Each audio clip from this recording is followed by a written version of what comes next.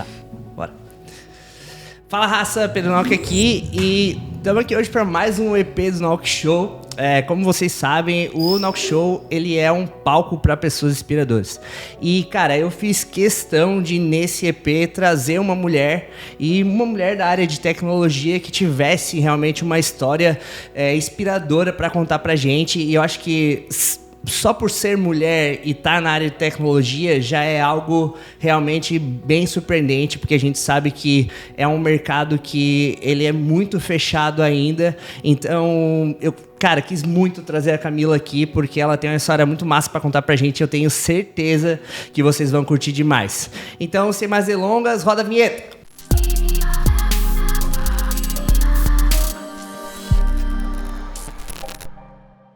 Turma, quando eu falei pra vocês, eu tô aqui hoje com a Camila, tá? Que ela é Product Manager na Urbi. Urbi, Camila? Isso. E, galera, antes de eu apresentar a Camila pra vocês, eu queria só pedir pra vocês, assim, ó, toda essa estrutura que a gente tenta trazer pra gravar esse tipo de conteúdo pra vocês é um trampo, assim, bem difícil, mas é um trampo muito gratificante, tá? Hoje a gente já teve vários perrengues pra gravar esse vídeo, já teve estrela global aqui nos incomodando e tudo, mas deu certo, a gente tá aqui, então eu queria, assim, ó, pedir muito, cara, pra vocês que se vocês puderem, se inscrevam no canal e se vocês gostam desse tipo de conteúdo também, passam pra outras pessoas, passem pros seus amigos pra eles se inscreverem também, porque quanto mais vocês se inscrevem e dão esse feedback pra gente, mais a gente fica empolgado em produzir esse tipo de conteúdo pra vocês, tá?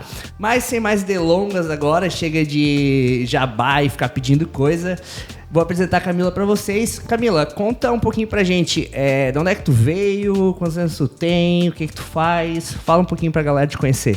Beleza. Gente, eu sou a Camila Meneghetti, eu tenho 29 anos, vou fazer 30 mês que vem, então, né, bem leonina, já sinalizando. Hoje eu atuo como Product Manager, né, ou gerente de produto, mais conhecidamente. E antes de entrar para a tecnologia, eu vim de uma história um pouco diferente, mas acho que também de muitas pessoas, né? Eu moro hoje em Florianópolis, mas eu morava no interior de Santa Catarina com minha família. E a gente foi de uma geração pré-internet. Então, eu fui ter ali celular com 15 anos, internet de escada para ligar final de semana, depois da meia-noite e tal. E foi uma experiência diferente, né? Que muita gente nem sabe como é. Mas naquela época eu não tinha muito acesso também a outros conteúdos, né? A gente não era comum a gente pesquisar na internet coisas fora do nosso contexto, do que a gente estava vivendo no dia a dia.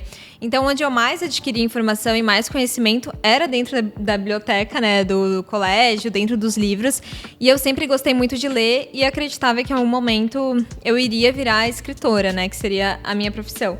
Tu fez faculdade de... Biblioteconomia. Nada a ver com tecnologia da maneira que tu trabalha hoje. Era outra área. Exatamente. E foi ali que te despertou o interesse, no caso. Então, o que aconteceu? Como eu fiquei interessada em trabalhar em biblioteca e tal, fui para a biblioteconomia, mas dentro do curso a gente tem uma variedade enorme de disciplinas e hoje o curso está muito mais avançado, tem lógica de programação, as pessoas aprendem também um pouco de algoritmos, enfim, tem um conhecimento muito maior em tecnologia do que na época. E dentro da possibilidade que eu tinha análise de mercado e inteligência competitiva, que foi a área que eu decidi migrar, porque me interessava muito entender... Me interessava muito a ideia de poder fazer análises que iam influenciar, né, na tomada de decisão. Eu achava aquilo muito sedutor, né? E eu acabei migrando para essa área. E dentro da universidade até participei da empresa júnior que tem no curso e tal, mas para ter um conhecimento. E foi dentro de uma empresa que geralmente contratava bibliotecários para fazer clipagem de notícias, relatórios de análise, que eu comecei a me desenvolver. Ah, que legal. Então, entrei como estagiária e daí quando eu saí, eu fiquei ali uns 6 anos, eu estava gerenciando a área que a gente tinha de inteligência. E dentro da... Então, quer dizer que, assim, dentro da biblioteconomia, tu conseguiu entender e conhecer outros mundos, né? Tu saiu um pouco daquele teu mundo ali que tu vivia e que tu conseguiu conhecer outros, né? Porque, realmente, eu acho que é uma faculdade que te leva a ter que pesquisar bastante, né? Como que foi, por exemplo, como que foi a diferença entre tu falou que tu é de Rio do Sul, né? E tu te formou com quantos anos? Com 21 anos. Com 20 anos, né? Não tinha ainda todo esse boom da internet, né? Não. Eu acho que deveria ser mais difícil também pesquisar as coisas e ir atrás de conteúdo, né? Eu lembro que pra gente o mais importante era... Hoje a gente chama de fake news, né? Mas na época era a gente garantir que aquela informação fosse verdadeira. Então a gente tinha critérios para garantir isso, que era se era, por exemplo, um jornal de renome, se era um especialista que estava falando. A gente tinha muito cuidado com plágio, assim, então como a gente trabalhava com relatórios para o mercado e consultava informações de jornais e tal, a gente tinha uma preocupação muito grande em evitar plágios. Hoje, eu faria completamente diferente de tudo que eu já fiz, né, com produtos. Mas na época a gente não tinha nem noção do que era gestão de produtos, a questão da agilidade, do ágil. Era uma coisa muito distante da minha realidade, assim. Eu mal falava com desenvolvedores, né, era uma coisa assim muito, muito distante. E nunca achei que fosse fazer parte. Mas a gente aplicava algumas coisas para ter um pouco mais de produtividade. Hoje eu já vejo que muita coisa não faz mais sentido, não cabe mais à realidade, assim, mas era a forma que a gente ia encontrando para se adaptar. Ah, que legal.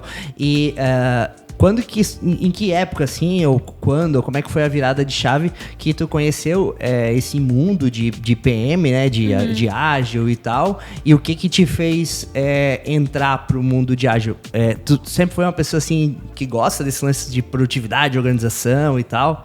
Eu sou meio maníaco da produtividade, assim, então eu sempre gostei, né? Isso me identificou. Tu também curtia? Então, eu sou um pouquinho controladora, mas o que aconteceu, a virada de chave foi que eu tava muito tempo naquela empresa, fazendo a mesma coisa, e eu tava muito cansada. Tipo assim, e eu era super nova, né? Tipo, sei lá, eu tinha 23, 24, era muito nova. E eu tava muito cansada daquilo, achava não chato, mas eu achava que talvez eu tivesse uma aspiração maior, eu pudesse fazer coisas diferentes.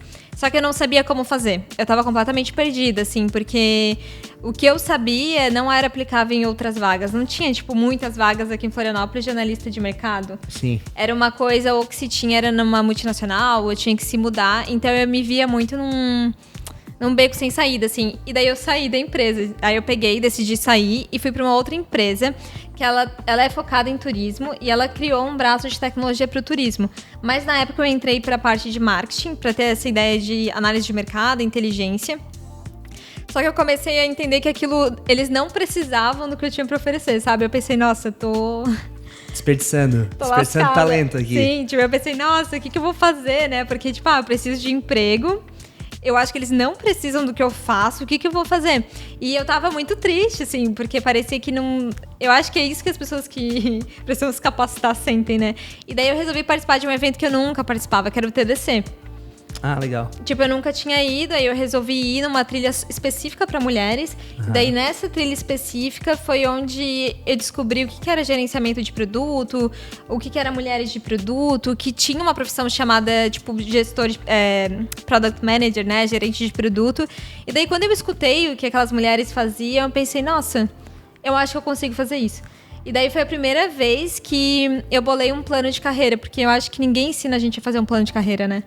É tipo out of the blue, né? Te vira, né? Dá o teu jeito, né? E daí eu decidi, naquele momento, que eu ia virar gerente de produto. Então, primeiro eu sentei um dia e defini quais cursos que, tinha no mercado, quais que eu ia fazer. E os cursos são muito caros. Então, eu comecei com bem baratinho, né? Pra saber qual que era. E daí eu decidi se eu ia fazer uma certificação ou não. Porque, eu tinha que decidir como eu investir o dinheiro. E olhando as vagas que tinha no mercado, não era uma exigência, certificações de Scrum, de ágil, nada do tipo. E hoje, o PM realmente, não é que ele não precisa, mas a certificação pode ser um exagero, assim, nas vagas, né? Se realmente ele não for aplicado.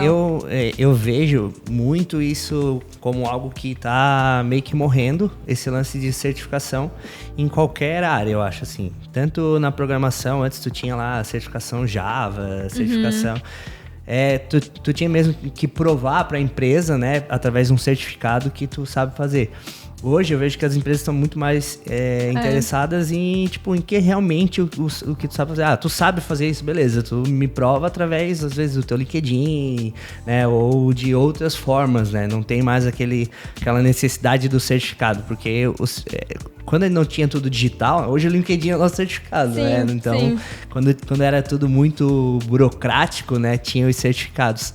Mas uma parada que eu acho que é legal explicar, porque talvez nem todo mundo saiba realmente, tipo assim, qual é a função, quais são as responsabilidades do Product Manager, né? O que ele faz dentro da empresa, com o produto, onde ele se encaixa. Legal.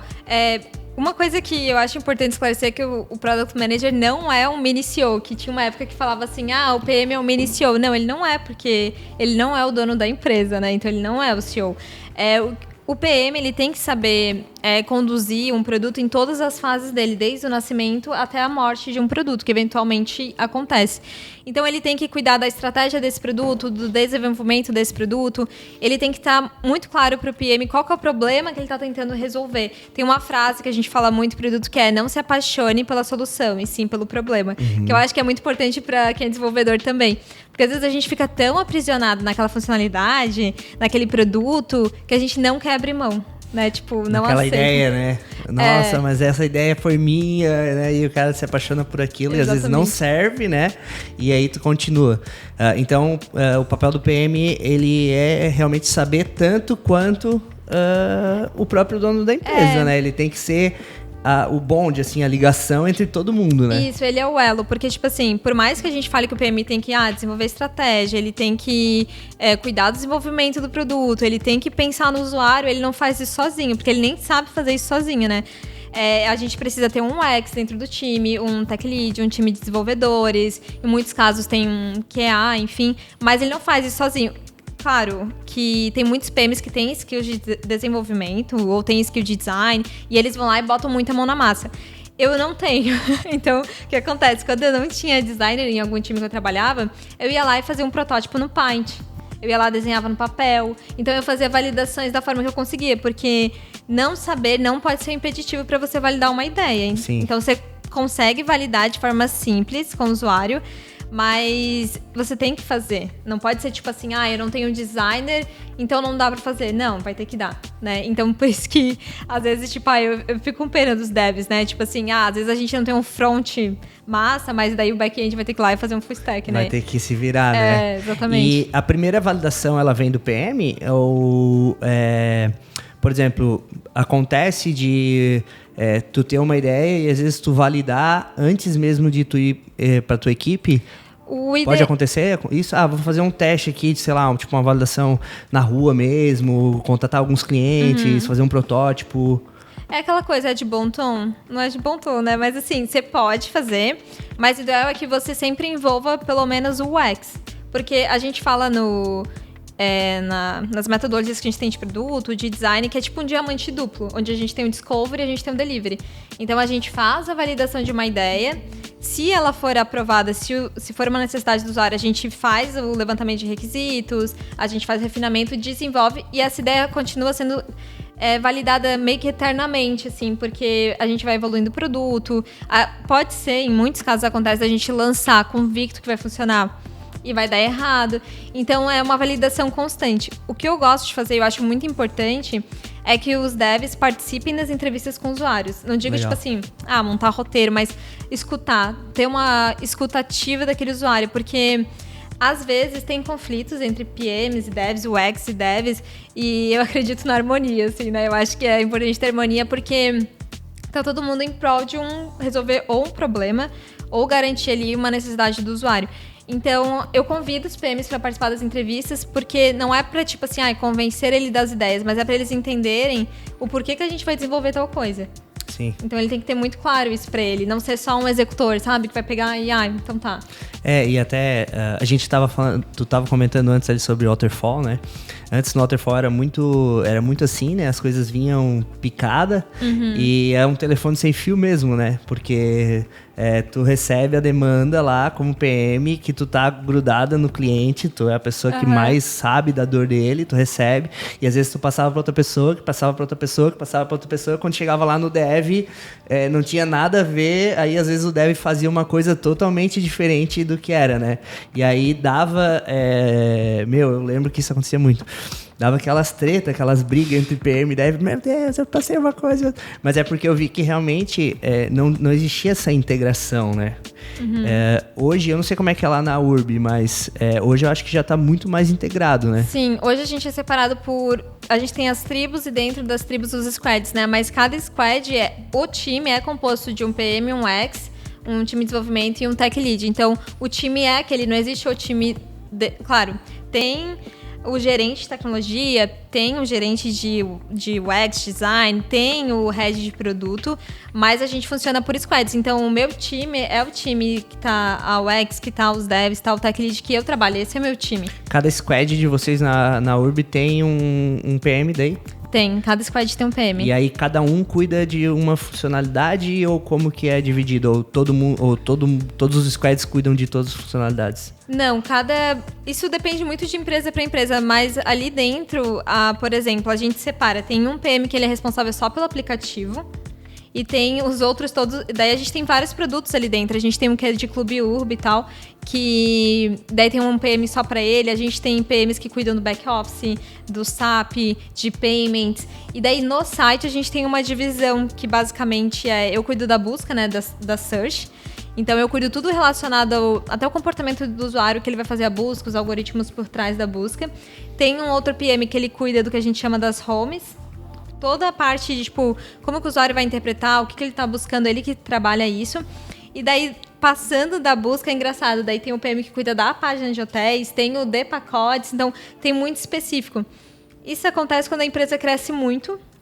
E daí os PMs vão tendo muita dificuldade em tentar cuidar de tudo, né? Ao mesmo tempo, não tem condição. Eu acho que é bem modelo do Spotify mesmo, né? Onde tem lá cada squad que cuida de uma parte, né? Veio bem forte esse lance do Spotify. Eu, sinceramente, eu acho bem legal, mas eu vejo também alguns contrapontos também, né? Que às vezes tu tem um time que é muito focado numa coisa e não entende nada de outra, né? E, isso pode ser um pouco ruim, porque é legal que às vezes tu saiba de algumas outras coisas, né? Eu já ouvi falar sobre rotatividade de squad, onde às vezes vai trocando... tu troca o dev, troca o head para o head... Porque até também... acontece de, às vezes, as pessoas também ficarem um pouco de saco cheio daquilo ali, né? Sim. É bem comum. Não que é bem comum, né? A gente gosta de manter o dev, né? O mais próximo do contexto, por maior tempo. Mas é comum ali os devs também trocarem de time. Tipo assim, o nosso time de search, antes deles irem pra search, eles trabalharam no app, trabalharam em outras partes do produto. Mas eu vejo que esse modelo de squad, a gente tem que ter um cuidado muito grande com comunicação. Por exemplo... Entre até os próprios PMs, quem são as lideranças, né? Os PMs, os tech leads, os UX, eles têm que se comunicar, porque pode correr o risco de um PM fazer uma pesquisa que vai impactar em busca e eu não sei. Aí sai o resultado da pesquisa, que eu não participei, e daí fala assim, não, tem que fazer porque a pesquisa tá falando. E daí eu não posso, claro, sempre dá pra contestar, né? Mas supondo, eu não posso contestar porque validaram com o usuário. Mas... como que validaram? O que aconteceu? Eu não sei. Então, as lideranças têm que ter um cuidado muito importante, porque às vezes a gente fica preso no operacional, dia a dia, de comunicar. Sim. E é muito fácil perder isso, sabe? Tipo assim, é muito fácil você falar com os PMs só quando tem reunião do time, no geral, assim, ou falar só para apresentar um negócio. Porque às vezes uma mudança de uma feature, ou uma validação de uma feature, pode influenciar bastante em outra, né?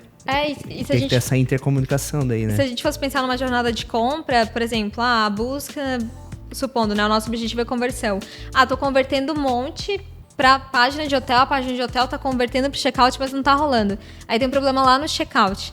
Então, os PMs precisam conversar, né? Porque senão, sei lá, tô criando um funil enorme que não tá tendo utilidade, sabe? Sim, claro. E como que funciona, na prática? Eu acho que a URB... Sabe quantos funcionários tem? Eu acho que tem uma média de 700. É uma empresa bem grande, né? Aí eu vejo que às vezes a galera fica muito interessada em saber um pouco de como funciona, né? Porque é muita gente trabalhando em pequenas empresas que às vezes não tem tantos processos, e aí quando a gente pega alguém que tem essa experiência, a galera fica super interessada, né? Como que funciona, por exemplo, entre... vocês têm eu já trabalhei em algumas empresas de squad, né? Que a gente tinha, por exemplo, hierarquia de reuniões, assim, né? Então, tipo, tinha uma daily do time, depois mensalmente, tipo, ali tinha as sprints, aí mensalmente tinha uma reunião que daí já envolvia um pouco mais de pessoas, trimestralmente já tinha uma reunião que envolvia mais pessoas ainda, né? Porque como que rola esse processo de vocês? Tipo, vocês têm daily, sprint, mensal? A gente tem as cerimônias do Scrum, então a gente tem a daily, que é do squad só. A gente tem refinamento, a gente tem planning, tem a review, a gente tem a retrospectiva, e isso só do time, né? E antes, o nosso time, ele veio de um único time, né? Dividiram em dois e daí surgiu o nosso. Antes, as cerimônias eram imensas, porque chega uma hora que tem que quebrar, senão são muitas pessoas e dura para sempre, né? É um saco. E daí a gente quebrou e agora as nossas cerimônias são muito objetivas. A gente tá fazendo coisas assim, muito rápidas e não é ruim, porque como tá todo mundo tão por dentro do contexto, é fácil, né, tomar algumas decisões, porque a gente conversa, toma decisão, fechou, terminou. E uma coisa que a empresa faz que eu acho legal é que não tem reunião mensal de todo mundo, sabe? Não tem uma reunião geral. Eles pedem pros funcionários, colaboradores enviarem as perguntas que eles gostariam de ter respondidas. O CEO grava um vídeo respondendo e envia para as pessoas. Então, a gente não tem uma grande reunião geral da empresa, que eu acho que essas são talvez das piores, assim. Essas são que chatas. São puxadas. Mas em produto, a gente tem algumas cerimônias daí só dos PMs, que daí a gente tem um report. Toda segunda-feira a gente fala o que tá fazendo nos squads. Eu sei que os tech leads têm, os UX têm também, né? A gente tem uma terça-feira só para métricas, onde cada PM apresenta as métricas do seu produto que tá rolando. E na quinta-feira a gente tem uma que a gente chama de Product Treta. Pra falar de coisas aleatórias, tipo, pra ter discussões, pra gente conversar, assim, e poder. Então, essas são as principais. E agora a gente tá fazendo uma de OKRs, mais voltada pra resultados. Mas é específica pra quem quiser participar, assim, é aberto. Sim. E quem quiser saber, por exemplo, quanto que a gente tá convertendo, se a gente tá alcançando, se não tá, pode participar. E tu falou que vocês têm uma reunião de métricas, né? Uhum. Aí cada PM tem as suas métricas das suas features, assim. E vocês têm, tipo... vocês medem o churn geral, o LTV, aí... Mas tem as específicas de vocês também, que vocês batem isso junto daí. Sim, porque, de certa forma, cada produto, cada squad resolve um problema diferente do usuário, né? Ele tá focado em alguma coisa. Então, às vezes, eu fiz uma alteração lá na página de busca que vai interferir em conversão. Como que eu vou saber ou não? E a gente faz acompanhamentos por ferramentas tipo Hotjar ou Clarity, que a gente consegue gravar a tela. Claro que totalmente anônimo, né? Sim. LGPD aí. Mas a gente consegue ver dificuldades dos usuários, a gente tem mapa de calor. Então, a gente consegue tirar algumas hipóteses da criação e acompanhamento das métricas. E eu gosto de sempre levar as métricas com uma análise quali junto, porque não significa, por exemplo, que porque o usuário está clicando mais no card para hotel, é que o nosso card está ótimo. Pode ser que ele não está encontrando uma informação ali, ele está abrindo várias abas de hotéis e, na verdade, a gente está mais atrapalhando ele do que ajudando. Então, depende muito do viés que você coloca na métrica, porque às vezes você está enviesando a pesquisa, enviesando as pessoas, e, na verdade, o usuário, coitado, né? Tá lá sofrendo. Não, legal. E você consegue analisar um nível de, tipo assim... por exemplo, saber se tá vindo mais churn por causa da página de busca que tá mal feita ou por causa do checkout. Consegue ter uma parada mais minuciosa, assim? Dá pra ter, mas é um conjunto de análises, né? A gente tem ferramentas como Analytics, a gente faz muita criação de eventos e tem que ter o limite ali da criação de eventos, porque às vezes pode pesar na performance do site, né? Mas a gente utiliza muito, mas é sempre um cruzamento de métricas. Legal. Porque é muita hipótese, né? É muita suposição. E agora a gente está tentando ampliar mais a cultura de todos os squads conversarem com os usuários, né? Que já é uma cultura, mas a gente começar a ampliar um pouco mais, para que todo mundo tenha esse olhar de tá, e aí, foi validado com o usuário? Ou às vezes, também a ideia é burocratizar, né? Às vezes nem tudo você precisa ir lá e validar com o usuário numa entrevista. Você pode subir a funcionalidade, fazer um teste AB e ver como se comporta, né? Então tem que ter o bom senso ali. Sim, não. Dentro do mundo de tecnologia, eu acho que o bom senso, ele tem sempre que existir, né? Tu tem que ser coerente, porque, como tu falou, às vezes tu tem uma definição sobre algo que tu tem certeza que aquilo é e na realidade não é, porque, cara, o usuário é o ser humano mais... Exatamente. Como é que eu vou falar? Imprevisível. É o ser humano mais imprevisível, né? Cara, não, vou fazer essa feature desse jeito porque isso aqui tá muito bom, tá muito... Aí tu bota, o cara, mudou tudo, agora eu não sei mais como é que eu mexo nisso aqui. Tipo, acontece bastante, né? E às vezes, como tu falou, tu pode acabar tendo um viés sobre determinada coisa e talvez aí tu fazer até uma otimização e ser uma otimização ruim, né? Que às vezes tu achou que ia ajudar e não ajuda, né? Então, realmente, tem que ter esse bom senso. É uma figura bem... cara, tem que lidar, assim, tipo, jogar as bolinhas pra cima e fazer malabares, né? O Product Manager, porque realmente ele tem que saber de tudo, né? Ele tem que saber conversar com o Dev, ele tem que saber conversar com o UX, ele tem que saber conversar com o cliente, né? E uma coisa que eu sei, porque eu sou Dev, né? É uma conversa do Dev com a PM, né? Viu, gente? Vocês acham que nem tudo é possível nessa vida, mas a gente bota um Dev e um PM junto pra conversar de boas, tranquilo.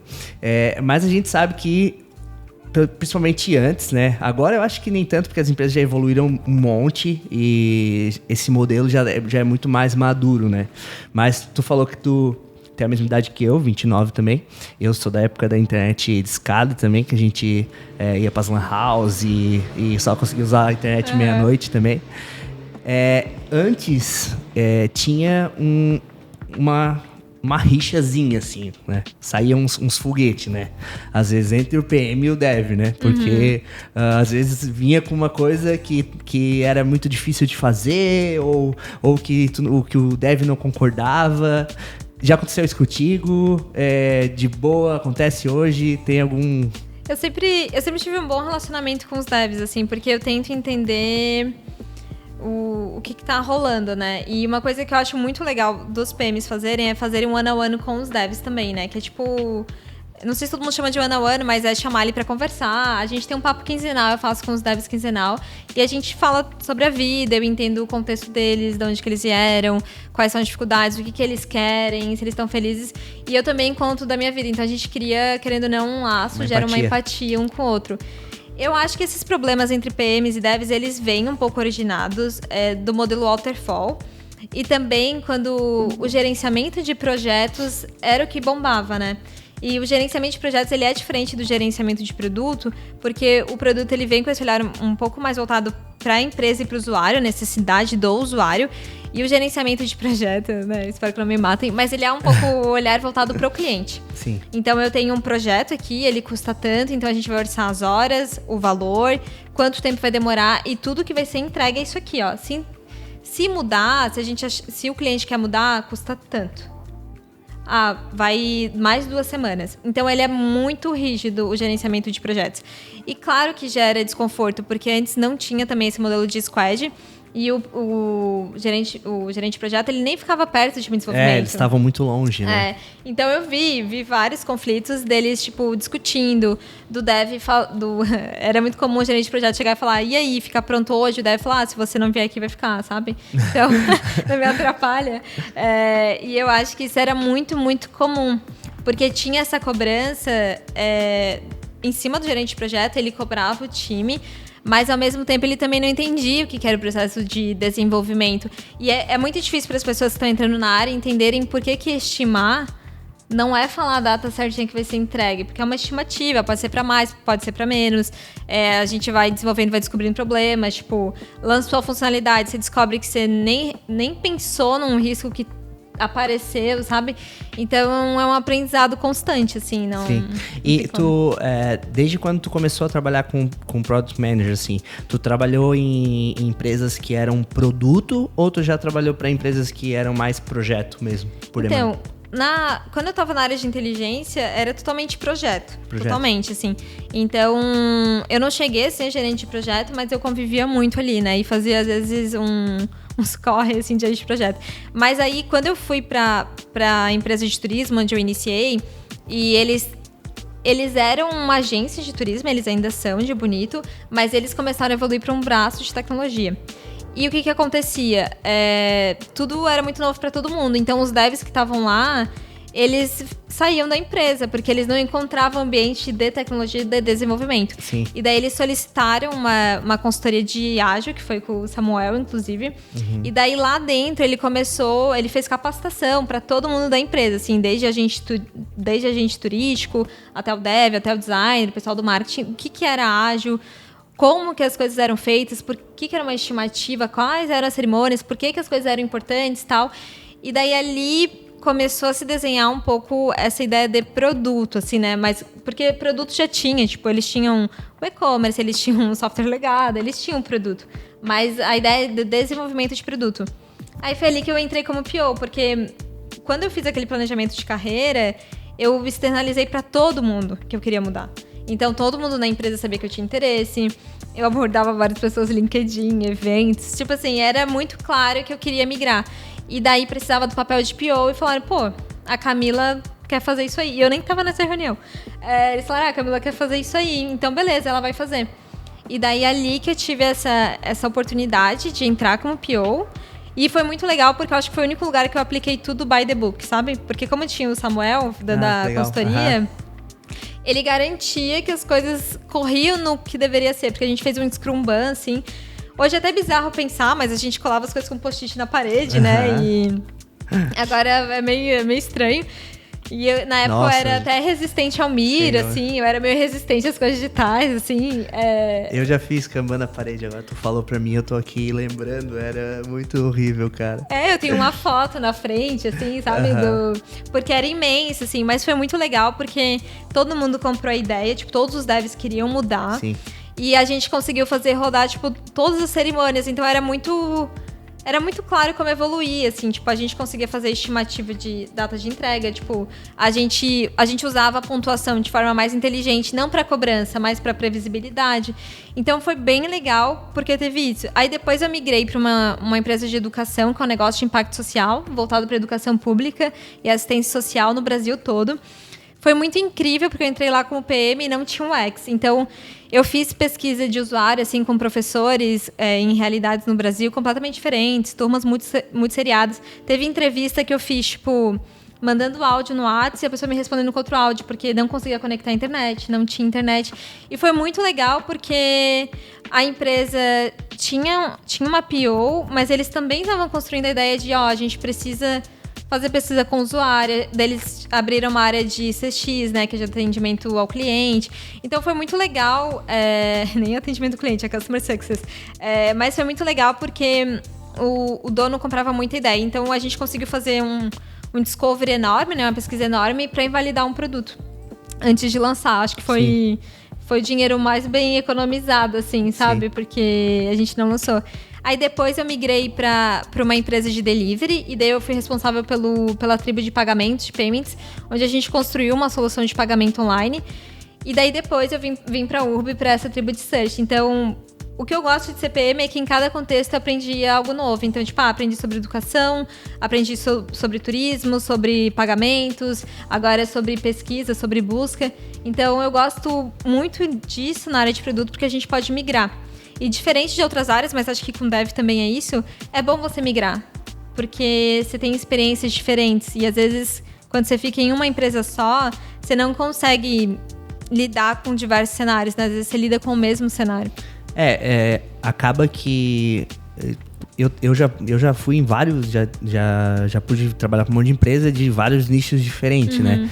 Essa experiência é bem legal mesmo, né? Porque é legal quando tu tem uma empresa que ela investe nesse lance de que todo mundo que tá ali dentro tem que entender que existe uma dor, entender que existe um perfil de cliente, né? E compre essa cultura, entendeu? Porque tem empresas que, tipo, só te larga a demanda e... tu tem que fazer isso, né? Então, eu vejo que até um ponto que trouxe os PMs mais para perto dos devs foi exatamente as empresas entenderem que, cara, todo mundo tem que saber o que tá fazendo pro cliente, entendeu? Todo mundo tem que ter ideia do que é solução, né, real, tipo, o que é valor de verdade e o que é só, tipo, um dev codando, né? Porque eu vejo que isso acontece pra caramba em várias empresas. As empresas esquecem que realmente elas têm que entregar uma coisa de valor, né? E eu falo muito sobre entrega de valor, né? Até essa semana me perguntaram como criar uma startup. E aí no Stories é legal porque tu só tem 15 segundos pra responder, né? E aí eu falei, cara, pega uma dor e resolve de verdade. Porque tem um monte de empresa que na real tá forçando a barra para poder existir, mas não tá resolvendo de fato uma dor, entendeu?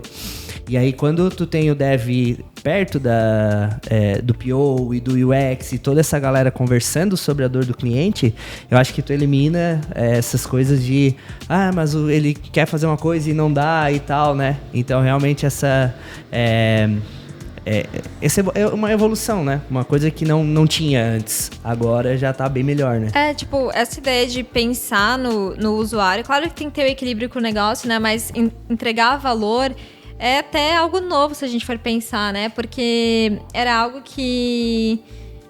eu acho que realmente veio com as startups ali, né? Mas eu lembro que eu poderia ter resolvido vários problemas que eu já enfrentei na vida ali na área de inteligência se a gente tivesse decidido parar e pelo menos conversar com alguns usuários para entender, sabe? Então, teria sido um produto de muito mais qualidade, teria valor mesmo. E às vezes a gente... Por isso que, às vezes, eu não gosto muito do gerenciamento de projeto, porque às vezes ele te limita. Então, tipo, para fazer essa pesquisa com o usuário custa tanto. Então, já não vai dar. Sim. A gente pode validar não de qualquer jeito, né? De uma forma fácil. Mas tem que ter aprovação do cliente. Mas eu não sei o quê. Então, vai criando muito impedimento. E eu acho que essas metodologias um pouco mais ágeis, ou até do pessoal colocando a cara mesmo, tipo, sei lá, indo pra rua, perguntando pras pessoas, validando por menor que seja, é importante porque a gente consegue pelo menos ter um feedback antes de lançar. Então, hoje eu acho até bizarro pensar que a gente lançava coisas sem ninguém, tipo, testar. Tipo, o usuário não testava, né? Só chega e lança e deu, né? E hoje a gente mede, lança, vê se deu resultado e faz teste AB e tal. E tudo isso, como tu falou, é caro, né?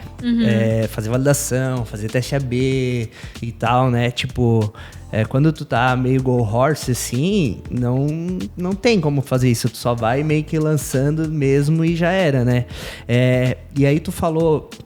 A gente tava falando sobre entrega de valor e tal, startup. E um bagulho que eu tenho...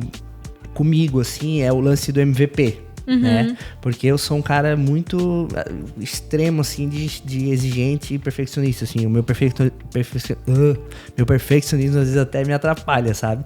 Então, hoje eu lido muito melhor com ele. Mas, pra ti, o que é o MVP em termos, assim, de, tipo... Tem uma régua, porque eu falo... Vou te explicar. Eu acho... o meu ponto de vista, tá? Como dev, que a régua hoje subiu muito. Não é mais que nem antigamente, que tipo assim, vou montar uma startup, aí tu jogava qualquer coisa no ar, entendeu? E deu, aquilo ali é a validação da minha ideia. Hoje tem muita coisa já feita e quando tu vai botar uma coisa no ar, no meu ponto de vista, já tem um certo nível que tu tem que ter, porque senão a tua ideia não vai ter nem... Tipo, as pessoas não vão ter um mínimo de interesse, sabe? Tu acha que isso faz sentido? Tipo, qual é o conceito de MVP perfeito, assim, pra ti? Nossa, eu tô pensando... Eu acho que depende muito a necessidade e a situação. Porque, por exemplo, se a gente quiser concorrer com coisas já consolidadas no mercado. Eu tenho uma amiga que ela é PM e ela entrou pra lançar um aplicativo para entregadores de delivery. E tem vários, né, por aí. Então, o que ela focou? Tipo, eles fizeram algumas metodologias de UX para identificar qual era a principal necessidade e eles definiram, tá, para a entrega acontecer, isso aqui é o básico. A gente precisa ter o endereço do restaurante, saber o pedido, que horas que ele vai liberar. A gente precisa ter a rota e a gente precisa que a gente tenha certeza que foi entregue. Esse é o básico. O que pode ser um diferencial aí pro entregador? Por que ele faria isso com a gente e tal? Então, eles tentaram focar no básico do funcionamento e não do tipo, o iFood tem isso aqui, isso aqui, isso aqui, isso aqui. Abriu carteira, tipo, agora é tudo bem, né? Fez não sei o quê. Não. Qual que é o básico pra gente rodar uma entrega? Esse é o básico. E daí depois a gente vai aperfeiçoando. Porque eu acho que é muito isso. Se você for tentar competir com tudo que tem no mercado, é muita coisa, né? Então eu acho que o lance é realmente entender, talvez, qual que é o diferencial daquele usuário. Por exemplo, pro entregador, às vezes o diferencial é atendimento. Às vezes não está totalmente relacionado ao produto. Ou está, então, tipo, essas são as maiores dores. Será que se a gente colocar um canal, tipo, de chat para o entregador, ou a gente colocar um número de telefone para ele ligar direto, isso já vai resolver uma dor dele? Talvez sim. Isso custa caro? Às vezes não custa caro, né? Tipo, então, eu acho que não dá para ter tudo, não dá para resolver todas as dores dos usuários, até porque você às vezes nem tem dinheiro para isso.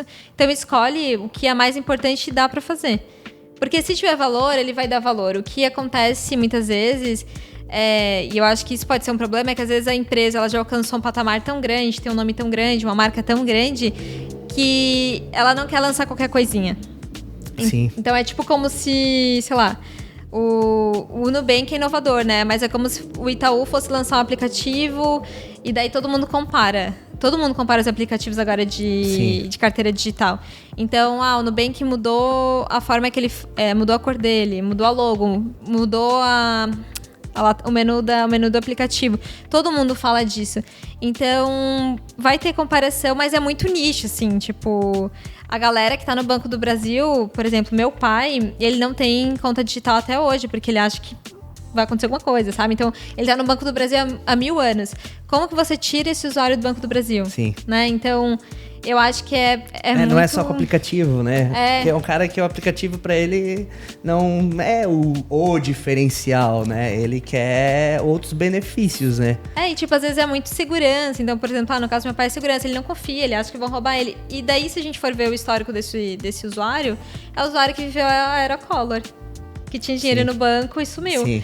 Então, eles também têm as histórias deles, dos usuários, né? E como que a gente pode ir lidando com isso? E é engraçado que muita gente que faz investimento, né? Empresas de investimento, tal, carteiras, elas usam isso. Elas falam assim, onde foi o único lugar que já te roubaram dinheiro?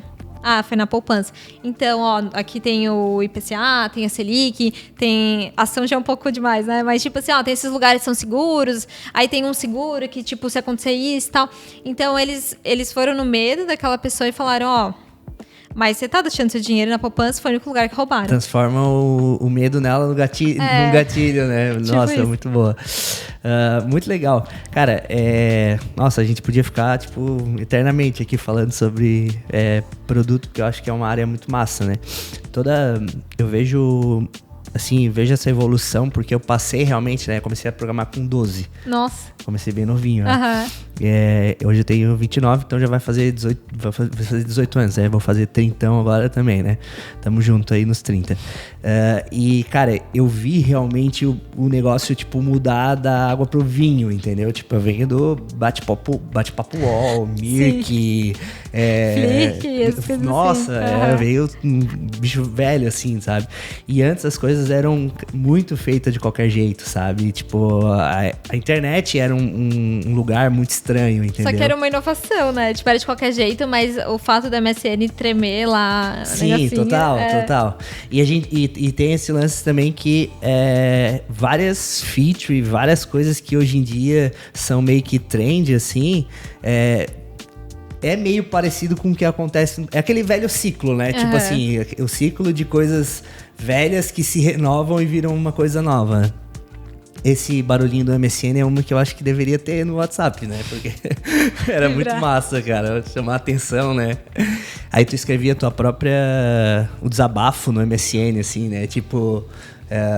tô mal, não sei. Ou dava uma indireta pra... Era indireta total, assim. Dava umas indiretas pros outros. Cara, essa época era uma época de ouro, assim. Era muito massa, né? Mas é legal ver como evoluiu. E antes eu acho que por não ter tanto... Porque às vezes também tu ficar muito focado no usuário, eu tenho eu vi um podcast, eu acho. Não lembro onde eu vi, mas eu vi alguém falando assim, ó. Que às vezes...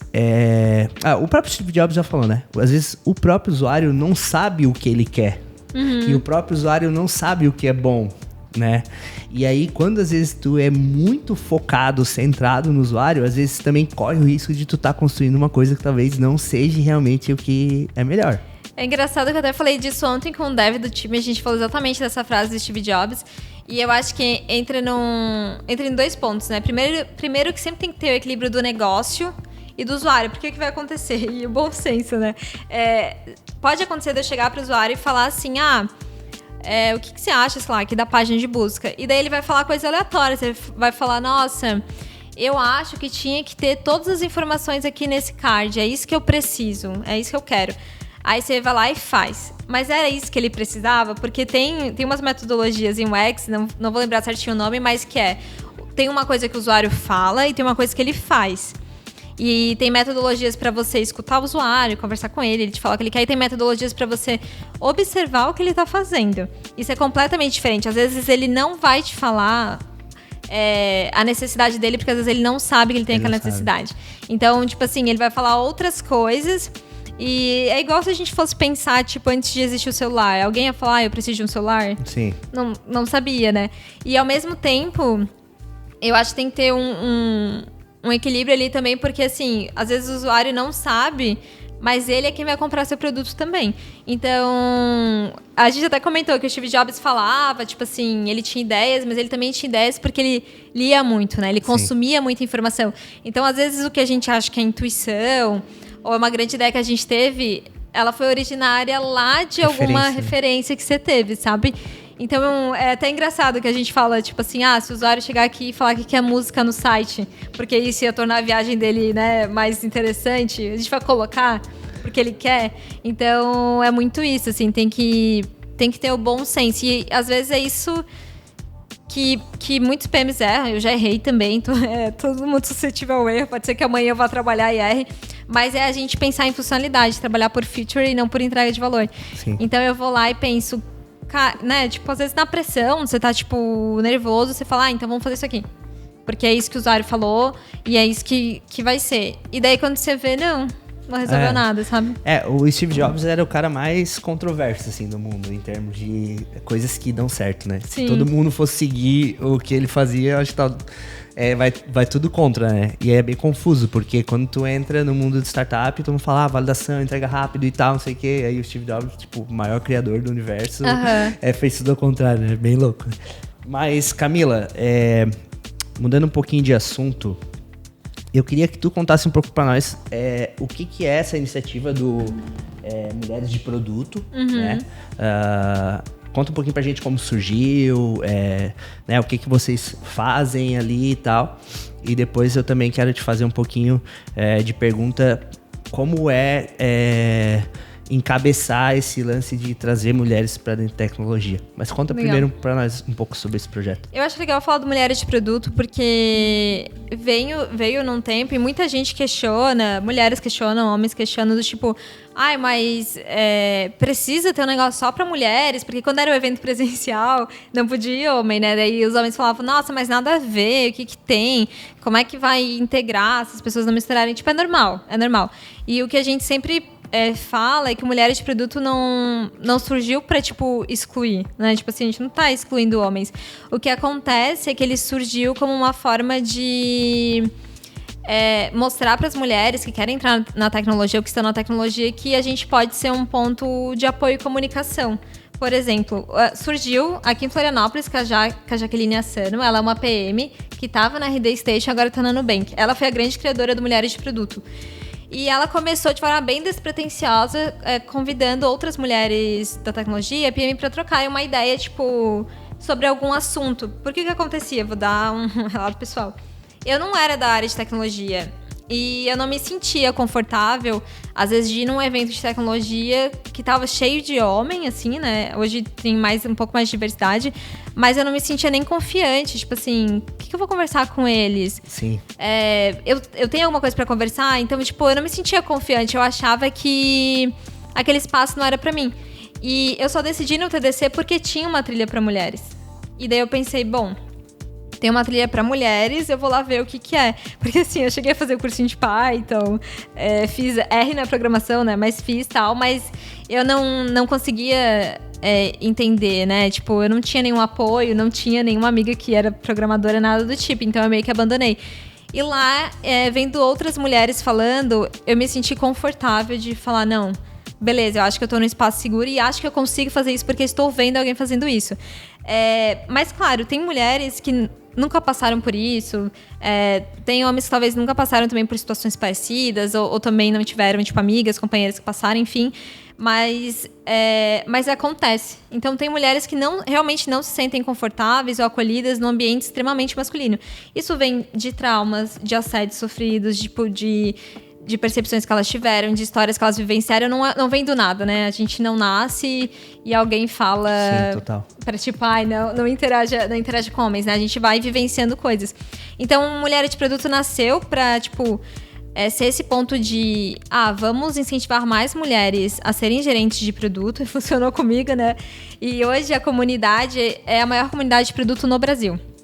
Então, a gente tem, acho que mais de 7 mil mulheres no nosso canal do Slack, mas a gente tem outras várias iniciativas, então a gente tem canal no YouTube, tem podcast, tem o próprio Medium, a gente tem as redes sociais, a gente tem um clube do livro, que é muito legal, a gente tem uma parte só de Lean Inception, onde a gente fala de assuntos.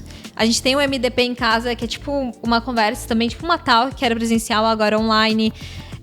A gente tem um programa de mentoria, para que a gente tem também, e agora a gente vai lançar um livro também do Mulheres de Produto.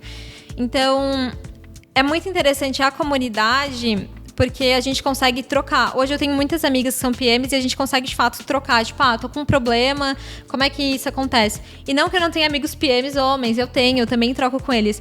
Mas até eu ganhar um pouco de confiança... Sim. Demorou, assim, né? E até a gente começar a ter exemplos de mulheres e tal. Então, por isso que é importante. E até é engraçado ver outras mulheres falando. A gente fez um MDP em casa com a head da Gympass, acho que uns 2 meses atrás. E ela tá na tecnologia há muitos anos, assim. Ela é programadora há muito, muito, muito tempo. E ela falou que no início ela achava uma bobagem isso. Porque ela falou assim, eu já tava inserida na tecnologia e de repente estavam querendo me separar. E daí ela falava que não entendia, que não fazia sentido aquilo pra ela e que ela era super contra os grupos de mulheres, que ela não apoiava. E daí um dia eu acho que a gerente dela pediu pra ela, por favor, participar de um encontro que iam ter de mulheres, porque ela achava que ela podia ajudar aquelas mulheres. Aí ela foi e ela ficou chocada. Ela falou assim, nossa, tinha uma pergunta que era, o que te impediria de aceitar um cargo de liderança, de gestão? E daí ela pensou e falou, a única coisa que me impediria são meus valores. E daí as outras mulheres falaram, eu acho que eu não dou conta, quem que vai cuidar dos meus filhos? Eu acho que eu não mereço um salário maior. E, tipo, várias coisas que ela nunca tinha pensado, porque ela nunca vivenciou aquilo, não fazia parte. E daí ela falou que ela ficou assustada aquele dia, que isso acontecia, que, tipo, de fato, tinham mulheres que achavam que não eram competentes. E ela ficou assustada e a partir daquele momento ela também... começou a se envolver em iniciativas. E pra mim foi muito legal escutar aquele relato, porque pra mim sempre foi, tipo, óbvio porque tinha que existir o Mulheres de Produto. E até hoje, às vezes eu até converso com... Tem gente que é contra, né? Tipo assim, homens não poderem participar. Eu falo, gente, entendo, mas é necessário pra gente criar esse ambiente seguro, pra que as mulheres queiram falar. E mais importante, nos eventos de tecnologia é muito incomum ver mulheres dando talks. Sim. E esse espaço a gente também cria para que as mulheres falem. Então, obrigatoriamente, quem tá falando são mulheres. E daí elas se sentiam empoderadas. Tipo, eu tenho várias amigas que a gente fala, insistiu, não, vai lá. Dela, não tenho nada pra falar. Da gente, claro que você tem, né? Olha tudo que você fez e tal. Então, era o espaço delas também entenderem que, eu tenho coisa pra compartilhar, né? Eu posso ir lá me inscrever pro TDC e tudo bem, né? Então... eu acho que é muito isso, assim, tipo, hoje eu consumo poucas talks de mulheres que não é do Mulheres de Produto. E eu levo muito isso em consideração quando eu vejo eventos. Eu olho e penso, só tem homem falando. E às vezes, indo um pouco mais, né? Só tem homem branco falando. Então, o que tá acontecendo? Tipo, pra quem é esse evento? E eu gosto muito de ter esse olhar crítico. Claro que eu consumo, né, conteúdo de homens e tal, mas eu gosto muito de observar. Então, tipo, cadê a mentoria? A gente tem grandes mentores na área de produto, grandes nomes. Mas cadê o grande nome mulher, né? Então, tá sendo formado, está sendo criado. A gente tem grandes nomes internacionais. E é isso que é muito importante. A gente começar a consumir essas mulheres e entender que tá tudo bem. Eu acho que, às vezes, eu vejo uma galera... que tem um pensamento que, tipo assim, o mundo é mil maravilhas, não existe divisão, todo mundo se dá super bem, qualquer pessoa se encaixa em qualquer lugar e as oportunidades são igual para todo mundo e logo, tipo, não preciso ter distinção de nada disso, né? E eu vejo que a inclusão, né, porque quando tu tá falando em tipo, criar um grupo para mulheres que possam conversar melhor entre elas, tu tá, de certa forma, tipo, criando uma inclusão ali, né? Sim. Assim como tem inclusão, às vezes, de negro, inclusão de gay, porque não é a questão, e é isso que eu vejo que a galera não entende, não é a questão de que, então tu tá querendo excluir. Não, tu tá querendo incluir, na realidade, porque tu tem que ser realista. Eu como homem, eu sei que é muito mais fácil uma mulher conversar com um assunto de mulher com mulheres do que com homens, entendeu? Aí tu pega uma pessoa que não é da área de tecnologia, quer entrar pra área de tecnologia. Pô, tem como tu facilitar pra ela entrar? Tem, talvez colocando ela num grupo que ela se encaixe melhor, né? Por exemplo, tu vai fazer um evento na periferia... Tu pega alguns devs que saíram da periferia e leva eles para fazer o evento, todas aquelas outras pessoas que são da periferia vão olhar, pô, legal, esse cara é da periferia também, é um dev e tal, vai criar aquela inspiração que tu criou. Depois, eu tenho certeza que hoje tu te dá bem com todo mundo igual. Sim, sim. Mas tu precisou disso pra ter essa inclusão, sabe? E a galera, e eu acho que isso vem muito, sim, da parte dos homens que já estão na tecnologia há muito tempo, porque, no meu caso, eu jogava videogame no computador, né? Jogava CS na minha época. Ia pra Lan House, era um monte de homem na Lan House jogando computador. Ia jogar online CS, tinha um monte de gente jogando computador. Quando eu fui trabalhar, era um monte de cara no computador. Então, pra mim, era cliente, tipo... mas é muito fácil entrar aqui dentro, entendeu? Pô, é um ambiente normal. Sim, normal pra mim, entendeu? Agora, como é que é pra outras pessoas, sabe? Como é que é pra quem não tem muito familiaridade com computador? Como é que é pra mulheres, entendeu? Porque... se tu chega num evento que tem só mulheres e tu não sabe sobre tecnologia, tu pode talvez falar sobre, sobre roupa feminina, sobre período que tu tá menstruada. Pode conversar coisas de mulheres, entendeu? Coisas que tu não vai conversar com homem. Diferente se tu chega num evento, tu não é de tecnologia, e aí tu quer te enturmar. Que assunto que tu vai puxar? Aí será que, tipo assim, ela tá puxando assunto, será que ela tá dando em cima de mim? Tu vai ficar com medo que isso aconteça, entendeu? Então é muito mais fácil pra ti, sabe? Cara, eu super apoio, eu acho que tem que ter, sabe? Não é clubismo, é inclusão, cara. É o mesmo lance das cotas, né? Eu sou super a favor de ter cota em faculdade. Mas aí tu tá, tipo, subjugando, tu tá dizendo que ele não tem tanta capacidade quanto a outra pessoa, ou sei lá, tu tá excluindo. Não, tu tá...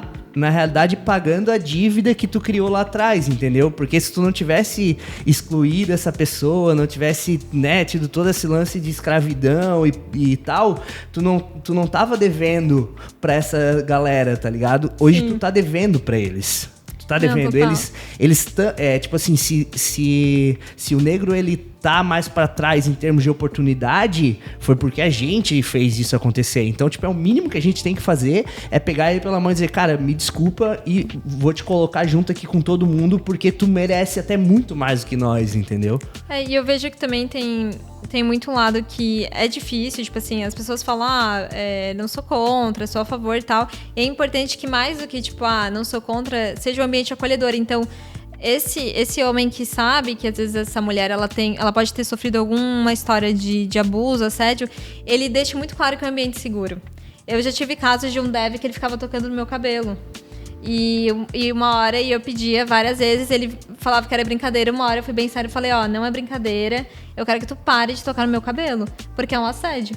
E era um assédio, então, tipo assim, não é legal, né? Então, tipo, às vezes, aquela piadinha, aquela coisinha que as pessoas acham que... é só uma brincadeira, às vezes assistindo um gatilho na pessoa, né? A gente não sabe. Então é importante que esse homem, ele também entenda e tente fazer um ambiente acolhedor, né? Do tipo, cara, que você tá segura, sabe? Tipo, não vou duvidar da sua capacidade, não vou dar em cima de você. Tá tranquilo, pode confiar. Porque daí você também permite que essa diversidade, ela vai acontecendo, porque, tipo, então eu vou contar, se eu sou desenvolvedora, vou falar pra uma amiga desenvolvedora, cara, que eles são muito legais, por exemplo, não passei por nenhuma situação estranha, esquisita aqui no time, pode vir e começa a gente também a falar mais disso. E a gente fala muito disso, né? E eu sei que às vezes não é realidade para homens, mas a mulher sofre muito assédio no ambiente de trabalho. E é muito imperceptível, às vezes Sim. É aquele toquezinho no braço, é aquela piadinha, e é até engraçado, às vezes o homem não vivencia coisas, né? Eu participei de um evento de pobreza menstrual, e tinha uma pesquisadora, ela trabalha até para uma organização, tal, uma ONG, e ela falou que ela queria fazer um trabalho de pobreza menstrual na Venezuela. E daí o chefe dela, que era homem, falou, nossa, pra quê? Nada a ver. Daí ela falou, nada a ver pra você, mas aqui elas não têm água encanada, o preço de absorvente é quase o preço de um salário mínimo, então a menina, quando ela menstrua, ela deixa de ir pra escola, ela começa, tipo, sei lá, usar outros tipos de materiais pra estancar. Então, é importante. Só que na realidade dele aquilo não era, porque Sim, ele não passa por isso. Ele não faz ideia. E eu acho que é a mesma coisa na tecnologia. Então, o lance não é... A gente não quer excluir, né? Não tem nada a ver, tipo, morte aos homens, nem nada do tipo. É mais só tornar um ambiente mais diverso. Porque um ambiente diverso é um ambiente competitivo pra empresa. É um ambiente que traz mais inovação, traz mais dinheiro. Então, não tem por que não ser. E permite também que a gente conheça pessoas que têm outros olhares, né? Eu acho que às vezes a gente fica muito na nossa bolha. E, querendo ou não, conhecer pessoas diferentes é como viajar para outro país, né? Sim. Você conhece, tipo, uma história diferente, é uma pessoa diferente. Então, eu gosto muito de pensar assim, e eu sou muito a favor de... Sempre que eu posso, eu ajudo mulheres, ajudo também homens que estão migrando para produto, eu contribuo muito e eu vejo que a diferença é muito grande do cara que está migrando para produto e da mulher que está migrando para produto.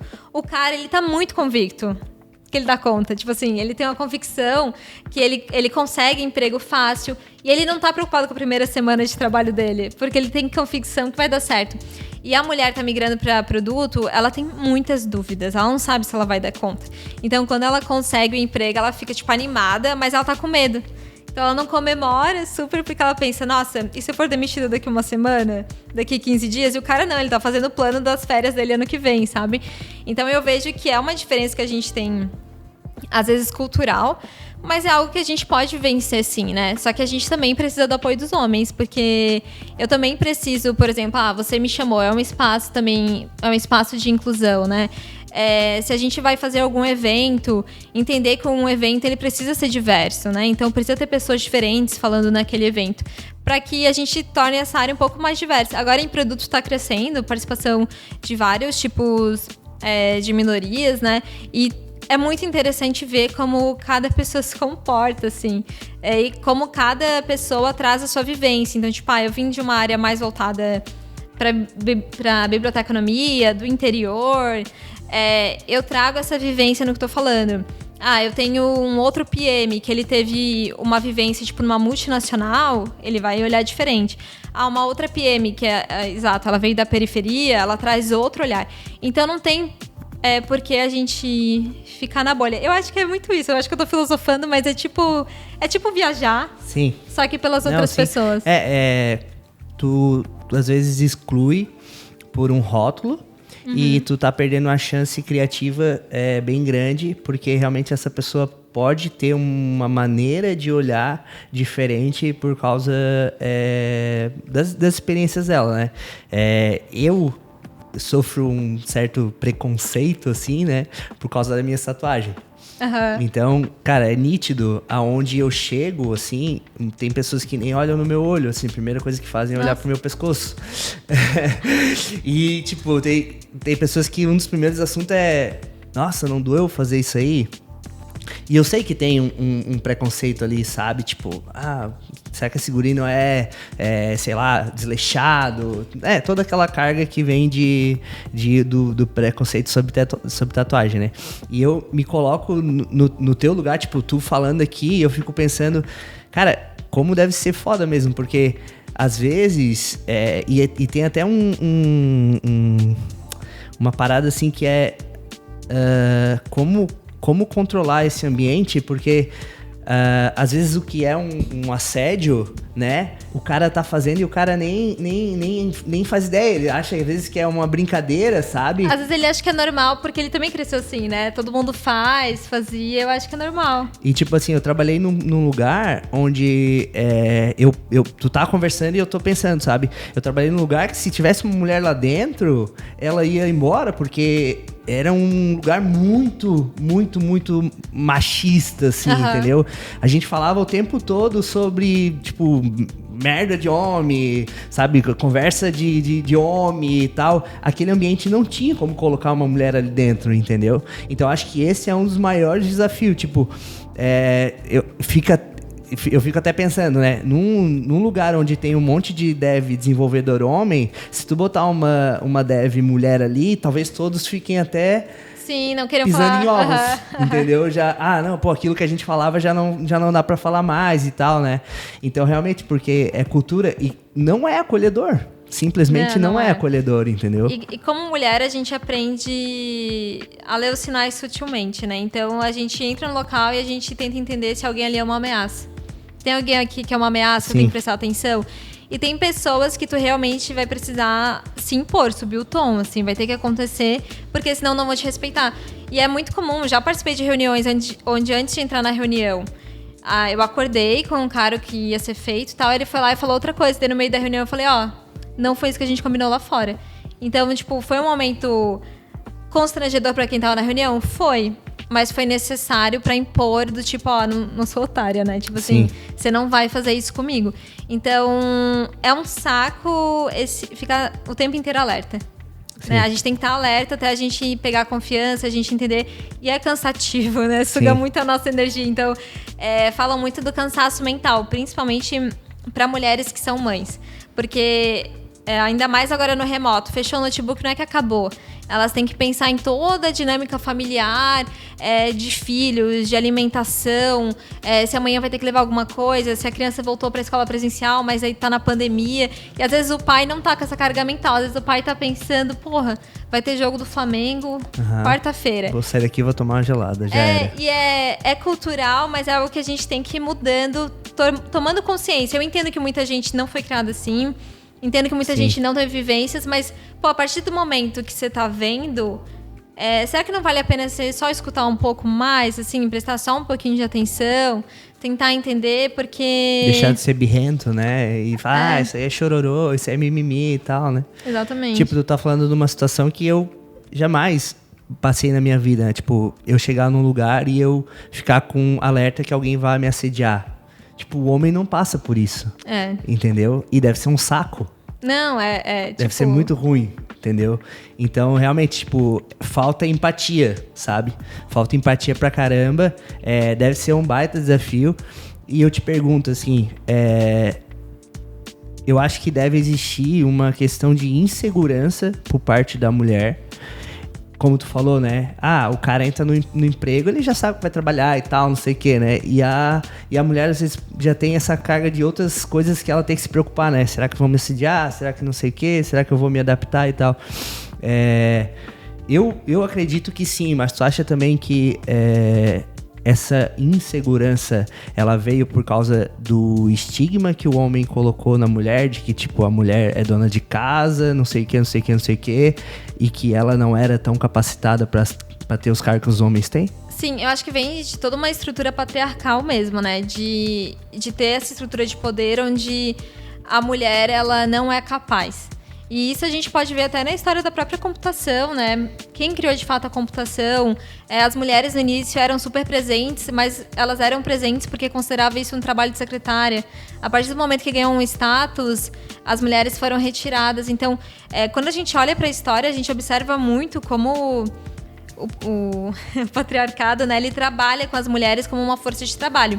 Então, quando os homens foram para as guerras e eles morreram, elas eram necessárias que elas saíssem do ambiente domiciliar que elas estavam e fossem trabalhar nas fábricas e fossem trabalhar em empresas.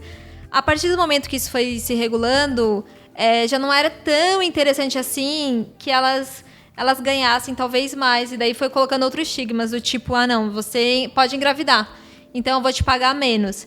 Mas não é bem assim, né? Tipo, uma criança tem pai e mãe. Por que não existe essa cobrança? Então eu vejo que existe uma ideia de tentar encontrar um equilíbrio. Até, por exemplo, é justo para um pai ele ter 2 semanas de folga depois que o filho nasce? É uma coisa muito louca. Eu não sou mãe, né? Mas é uma coisa muito louca. De repente você tem um filho, ele nasceu, ele é minúsculo, mas aí você tem que voltar a trabalhar? Como é que você vai trabalhar assim? Você se concentra? Sim. Então, é justo com aquele pai também tirar a paternidade dele? Pra nossa sociedade hoje, porque do tipo, não, isso é trabalho de mulher. Mas é justo para aquela mãe ficar sobrecarregada e também, sei lá, abrir mão do ambiente de trabalho, abrir mão da profissão dela. Eu tenho amigas que querem ser mães, só que elas ficam pensando, nossa, qual que é o momento certo? Porque eu não quero perder uma oportunidade no trabalho. E daí era o que a gente tava discutindo, em nenhuma hipótese isso poderia ser uma preocupação, sabe? Tipo, criar um ser humano é muito sério, né? É muito difícil. Então, para você criar bons cidadãos, você tem que ter uma boa educação. E daí a gente tava conversando de como que isso pode ser feito, mas pros namorados, pro marido delas, isso não é uma preocupação. Tipo, eles estão ali pra... Se ele tiver um filho, tipo, na cabeça dele não vai mudar tanto, né? Não, e até no ambiente de trabalho, né? Se a gente for pensar, o fulano vai ser pai. A gente pensa, não, beleza, daqui a próxima sprint ele tá de volta. Sim. Sabe? Então pra gente não... A gente fala, não, imagina, mas a mulher, a gente fala, porra, 6 meses. E eu trabalhei numa empresa onde toda mulher grávida, 1 mês depois que ela voltava, ela era desligada. Toda, sem exceção. Eu ia comentar sobre isso, exatamente sobre isso aí. Então, tipo, tenho medo de engravidar. Tem 6 meses que você tá passando sozinha, sem o seu marido, ou se você não tiver um companheiro, uma companheira, enfim. Depois você volta, tenho medo de ser descartada, e daí você e tenho medo de voltar pro mercado de trabalho. Quem vai querer me contratar, sendo que eu tenho uma criança de 7 meses em casa? Sim. Eu vi acontecer com algumas empresas, eu já vi até alguns donos de empresa comentando isso, né? Fulana tá grávida, vou ter que dispensar. Tipo, cara, vai ter que demitir a mulher porque ela tá grávida. Tipo, não faz sentido, assim, né? É uma baita de uma... uma baita de um... É um problema estrutural, assim, sabe? Porque... um preconceito gigantesco. E é muita sacanagem, sabe? E tu vê cada vez mais a nossa geração, né? Os cringe, né? Cringe. Os cringes não querendo ter filho, né? Porque exatamente como é que tu vai cuidar, né? Se tu é mãe, a carga que vem de assim, né? Mas eu vejo a mulherada, cara, agora dominando bastante o mercado, sabe? É uma coisa bem louca, porque eu abri vaga agora, abri 2 vagas, né? E todas as 2 foram preenchidas por mulheres. Legal. Uma delas até tá aqui atrás. E a maioria dos candidatos eram mulher. E os melhores candidatos eram mulher, né? Eu não sei se porque era uma vaga que talvez fosse mais de perfil de mulher, né? Mas eu vejo que, tipo assim, tá existindo uma evolução, sabe? Tipo assim, as mulheres estão começando a pegar cargo de liderança, estão desempenhando papéis que elas não tinham antes, né? Ao teu ver, o que tu acha? Tu acha que realmente isso existe, está sendo criado? Tu acha que vocês vão dominar geral? Eu vejo, por exemplo, no Brasil, as mulheres são as que mais se formam no ensino superior. São elas, assim. Então, por mais que a gente tenha todos os desafios que tem, os percalços, a gente ainda busca educação. Mesmo que a gente saiba que às vezes a educação formal, de estar formado, às vezes não garante um emprego, mas possibilita aquele avanço na vida delas. Então, tipo, é muito difícil para uma mulher ela passar. Tipo, a gente tem um medo, geralmente, na adolescência, que é a gravidez. Porque a gente sabe que se a gente engravidar na adolescência, meio que acabou a nossa vida, né? E várias mulheres engravidaram na adolescência e elas fazem esse resgate do tipo, não, vou voltar a estudar, ou vou continuar meu estudo, vou me superar, porque elas querem também evoluir. E a mulher é muito dedicada. Eu vejo que é importante ter mulheres em espaços de lideranças, porque tem empresas que falam, não, a gente tem 50% de mulheres na empresa, e você vai ver cargos de analistas, de assistentes, secretárias, mas e aí, né? Sim. Faz diferença se quem tá tomando a decisão é um homem? Às vezes não faz tanta diferença, sabe? Então, eu acho importante ter mulheres na liderança e a gente ter programas que incentivam essas mulheres a serem líderes. Porque é muito complicado pensar, tipo, eu quero ter um exemplo, eu quero ser assim. Mas você não vê ninguém assim, né? E eu acho assim, é meio que uma escalada que vocês têm que fazer sozinha, né? Então, tipo, sozinha que eu falo, às vezes a mulherada tem que ir lá meter o pé na porta e por conta própria mesmo e fazer acontecer, entendeu? Formando grupos, tipo, sendo pulso firme, sabe? Tomando atitudes, às vezes, que não foram feitas, né? Tipo, fazendo coisas novas, mostrando, tendo que se dobrar em 2, 3, sabe? É uma coisa bem difícil, mas eu acho que ter exemplos, assim, de mulheres, né, como tu e né, como o grupo de produtos para mulheres é bem legal. Como que, tipo, se uma mulher que estiver escutando aqui o Knock Show, ela quiser participar do grupo Produtos Mulheres, é só chegar e falar com vocês e tal? Tem que manjar de tecnologia? Não tem? Não precisa saber nada, assim, só ter interesse. A gente tem no LinkedIn, tem nas redes sociais, tem no próprio Medium. E daí, entrando em contato, a gente tem um canal no Slack, daí tem um link disponível, tipo, no Medium, pra quem quiser se cadastrar e acessar a comunidade. Mas pode pedir também, tipo, ir atrás da gente, tipo, me chamar no LinkedIn, porque às vezes não tá claro, às vezes, tipo, você entra e não fica claro, tá, mas e aí, né? E o segundo passo, tipo, eu entrei e agora, o que eu faço? Então, é legal tentar buscar uma mentora ou até um mentor, porque, assim, não é possível a gente fazer uma evolução sem que os homens queiram participar disso, sabe? É importante que os homens também queiram. Então, procurar uma mentoria onde alguém possa te esclarecer ou até contar a história dela, de servir de inspiração, é um bom passo, sabe? Então, tipo, a gente tá super aberta na comunidade para quem quiser participar, mas também a gente super indica você procurar outros mentores, procurar mentoras, para que você possa até fazer uma transição. Por exemplo, eu tenho um amigo meu que ele é do marketing, ele quer ser PM, eu falei, não era do marketing, né? Então, tipo, talvez o que eu fiz pra transição não te sirva tanto. Mas procura um mentor X, que ele tem formação em marketing, e ele vai te contar como que ele fez. E daí talvez tu possa se inspirar, porque tu vai se identificar com aquilo. Então, eu acho que isso é muito importante. Tipo assim, o mundo é muito grande, o LinkedIn é muito grande. Dá pra procurar pessoas que têm formações parecidas e perguntar, como que você fez, sabe? É legal que hoje acaba que a gente tem bastante acesso, né, a esse tipo de pessoas, que é massa, né? Nossa, eu aprendo muito com os papos que eu bato, na real, aqui no Knock Show. E eu acabo, tipo, descobrindo e aprendendo um monte de coisas que eu nunca realmente aprendi na minha vida, né? Como, por exemplo, talvez ter mais empatia pelas mulheres, por vocês passarem coisas que realmente eu não faço nem ideia de que vocês passam, né? Então, parando pra pensar, né, e ouvindo tu falar, eu vejo várias situações que eu não fazia nem ideia, né? E eu sou casado, fui sempre casado, sempre tive uma mulher do meu lado, mas mesmo assim, eu tenho ela como minha mulher de relação, não como, tipo, uma colega de trabalho, alguma coisa assim. Então, me colocar, entender esses assuntos pra poder me colocar no lugar, realmente, tipo, eu aprendo pra caramba, sabe? Valeu mesmo. Mas, cara, eu sei que tu fez Biblioteconomia. Isso, é difícil falar esse nome, né? Então, tem sempre um pedaço que a gente fala aqui no Knock Show, que é um pouco sobre os hábitos, rotinas e tal, né? Tu tem, assim, algumas rotinas que tu preza no teu dia a dia, assim, como pessoa produtiva, tu gosta de ler e tal. Como é que tu divide isso? Fala um pouquinho pra gente. Então, com a pandemia eu fiz algo que eu não acho muito saudável, mas eu pensei, nossa, tem muito mais tempo sobrando, vou preencher com várias coisas.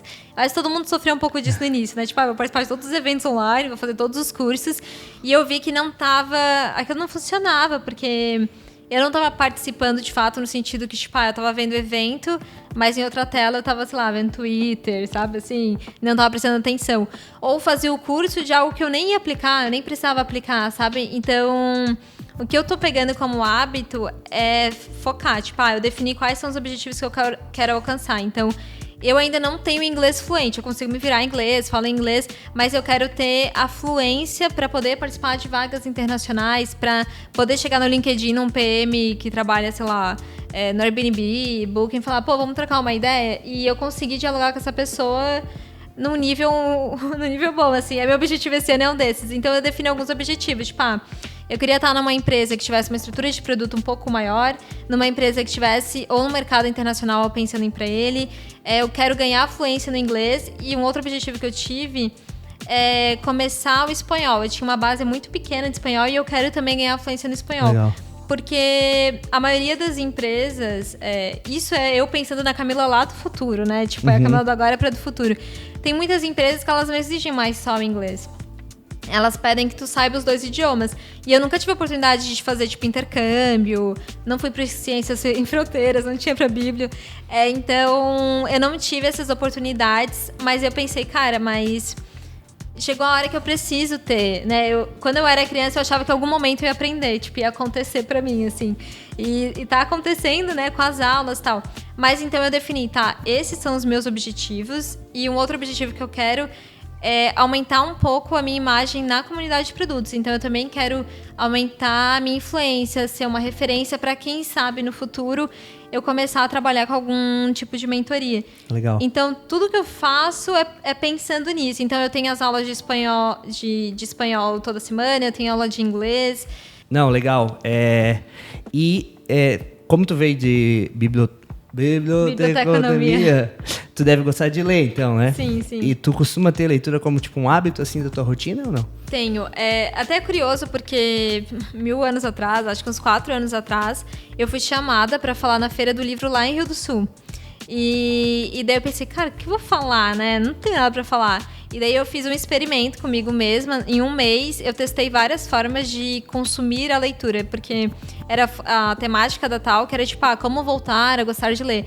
E daí eu testei audiobook, Kindle, Clube do Livro, a própria fanfics, coisas do tipo, assim, foi bem legal o experimento. E por fim eu amei o Kindle. E eu tinha um certo preconceito do tipo, nada a ver, é muito melhor ler o livro, sentir o livro, aquela vibe. Eu gosto do cheiro do papel. Mas eu tinha essa pira tipo, aí. eu fiquei apaixonada, assim, no Kindle. E hoje eu quase não tenho nenhum livro em casa, assim, porque eu gosto de ter todos eles no Kindle. Então eu leio bastante, mas eu gosto de ler coisas intercaladas, assim. Então, tipo, agora eu tô lendo, sei lá, 3 livros ao mesmo tempo, porque às vezes eu quero ler uma coisa diferente, pensar em coisas diferentes, assim. Eu não gostava também do Kindle, né? Gostava mais do livro. Aí, comprei pra mim tentar ler mais, porque às vezes o livro dava uma preguiça, assim. Uhum. E o livro também é ruim porque eu sou casado, né? Então, às vezes, assim, eu queria ler, mas a minha mulher já tava dormindo. Sim. Aí eu tinha que ligar a luz, aí ia acordar ela, entendeu? Aí eu ficava, então na hora de dormir já não posso ler. Ou aí eu ia ler no celular, mas aí a luz é muito forte, né? Aí tinha que ler, aí às vezes assim, tu quer ler na praia, por exemplo, né? Aí é mó saco, mano, vem areia e aquele lance do livro se dobrando todo e tal. E o mais massa, não sei se tu faz isso no Kindle, mas tem os highlights dele ali, né? Eu uso um aplicativo chamado Readwise, não sei se tu conhece. Não conheço. Não? Depois cara, se tu ver, tu vai apaixonar, tá? Ele pega todos os highlights que tu faz no Kindle e ele guarda tudo num lugar só. Ai, que legal. Aí tu tem todos os teus highlights de todos os teus livros que tu leu, entendeu? Cara, é muito massa, porque daí tu consegue revisitar o livro de uma forma mais rápida, assim, né? Sim. Eu pra mim, tipo, o Kindle é muito legal. Hoje eu faço assim, eu pego... Quando eu gosto do livro mesmo, eu leio ele no Kindle, gostei. Aí eu compro a versão impressa dele. Legal. E o que tu tá lendo agora? Eu tô lendo um livro bem mórbido, né? Assim, A Morte é um Dia que Merece Ser Vivido, que é de uma médica brasileira. Ela tem um talk no TEDx, onde ela fala sobre os momentos da morte, assim, porque ela cuida de pessoas que estão morrendo. E é de uma forma muito leve, assim, você pensa muito sobre a vida, você entende que, tipo, é algo que vai acontecer, enfim, é uma reflexão bem legal. E daí, em paralelo, eu tô lendo um livro em inglês, né, e um livro em espanhol pra ir forçando. Em inglês é o Map Culture, se eu não tô enganada, que ele conta como é trabalhar com pessoas do mundo inteiro. Então, ele traz algumas rotinas de empresas, histórias de pessoas de países diferentes tentando trabalhar juntas. E é até engraçado, porque na França, o feedback, ele é muito direto. Então, você tá fazendo errado ou certo. E nos Estados Unidos, eles têm algo de fazer tipo um feedback sanduíche. Falar uma coisa boa, uma coisa ruim, uma coisa boa.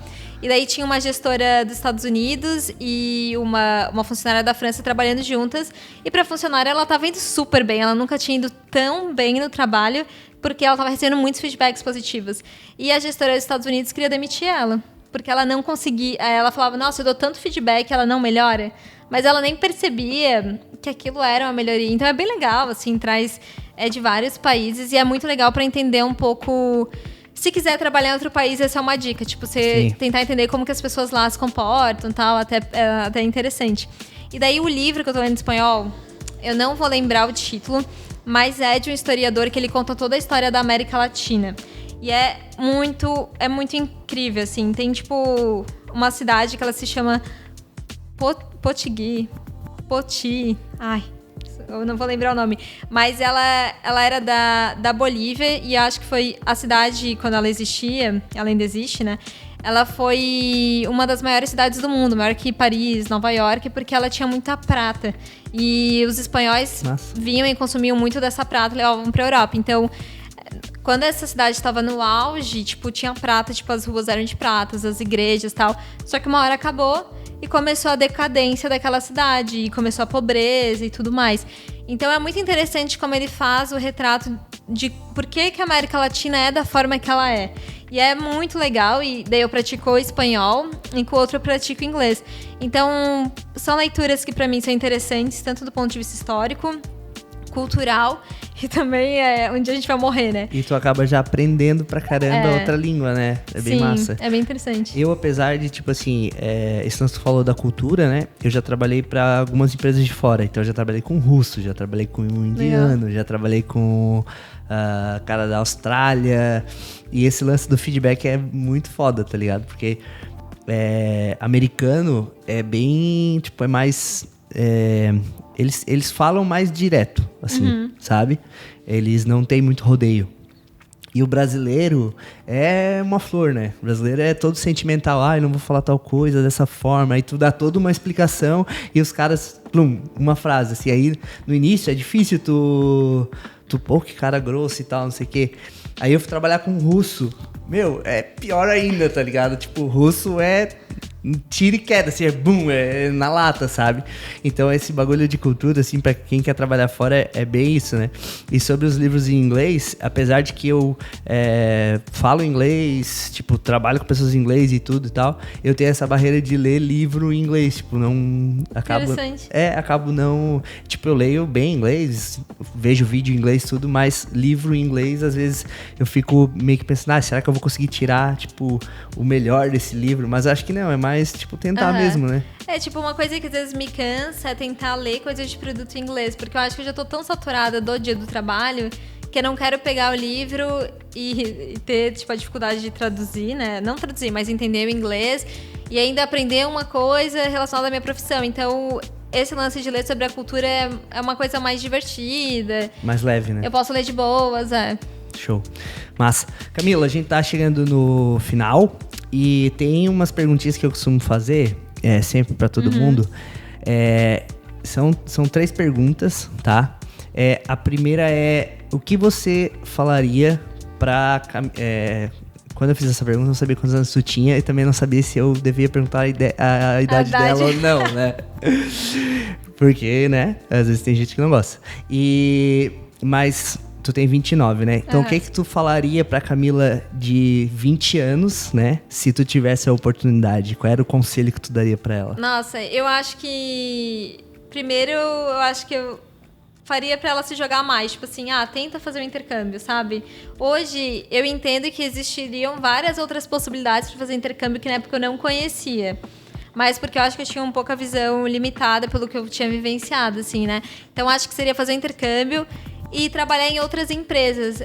A gente não vale a pena se arrepender, né, do que foi, mas eu acho que pra mim, naquele momento, não valeria a pena ter ficado tantos anos numa empresa, porque eu era muito nova. Então, talvez eu tivesse descoberto antes que eu gostava de outras coisas, ou talvez nem fosse para área de produto, enfim, mas ter outras experiências é importante para você até aprender a diferenciar o que é uma gestão boa de uma ruim. O que é um benefício de uma empresa, o que é um benefício bom e o que é um benefício ruim. Você começar a criar essas diferenças do que eu gosto e do que eu não gosto. Porque até certo ponto eu achava que aquilo era a vida corporativa e talvez aquele era o auge do meu sucesso. Mas a partir do momento que você sai da bolha, você vê que não, peraí. Sim. Nossa, tem tanta coisa que dá pra fazer, sabe? Total. Massa. Esse é um conselho que eu daria pro meu eu também mais novo, assim, também. Se arrisca um pouco mais, né? Às vezes a gente tem uns medos, assim, que a gente cria que depois a gente vê que, Sim. na real, não valeu a pena. E se tu pudesse encontrar com a Camila de, sei lá, 40 anos, 50 anos, como tu queria que ela fosse, assim? Assim, que ela investisse em cremes... É importante, mas eu queria ser tipo a Glória Maria, sabe? Que já viajou por vários países, conheceu várias coisas. Eu gosto muito de entender um pouco de cultura, então eu queria muito viajar, ir para lugares completamente diferentes, assim, onde nem o inglês faz sentido, né? Sei lá, ir para um país com outro idioma que você realmente está observando as pessoas. Então, eu imagino, assim, estar nessa situação de ter viajado muito e ter conhecido muito, assim. Se eu vou querer estar na área de produtos, não faço nem ideia. Esse tipo de coisa eu não tenho nem ideia, assim. Mas eu quero estar bem sucedida no que eu considero sucesso. Tipo, que é ter uma vida boa no sentido que é ter, tipo assim... Eu já guardo dinheiro para aposentadoria, né? Então, tipo assim, que eu tenha pensado mais, que eu tenha feito mais investimentos, que eu tenha viajado mais, que eu entenda que a vida não é só isso, né? Tipo, hoje a gente olha para quem tem 30 anos e fala, nossa, a galera é muito jovem. Só que quando a gente pensa na galera de 40 anos, agora a gente já não acha eles tão velhos assim. A gente pensa, não, nossa, 10 aninhos, né? Nada a ver. Eu começando querendo me acostumar, né? Com essa ideia dos 40. E o cara começa, não, nem são tão velhos assim, na real. Exatamente. Então, tipo, que eu entenda que aquilo é só a metade da vida, né? Imagina, tem mais 40 anos ainda, se for, né? Enfim. Mas... Quando tu tem 20, tu pensa que 40 é um senhor. Nossa, né? Tu acha que... A gente tem a impressão hoje... Mas muito por causa do mercado de trabalho, que quem tá tentando entrar no mercado de trabalho ou migrar com 40 anos não vai conseguir. Sim. E a nossa geração vai ser completamente outra coisa, né? Então a gente tem a possibilidade de migrar, ir para outros empregos, não é impossível, sabe? Show, massa. E a última delas, se tu pudesse deixar assim um recado final assim pra galera que tá assistindo, e aí eu acho que seria legal talvez tu falar com as mulheres, né? Uhum. Qual seria, tipo, o conselho que tu daria pra elas?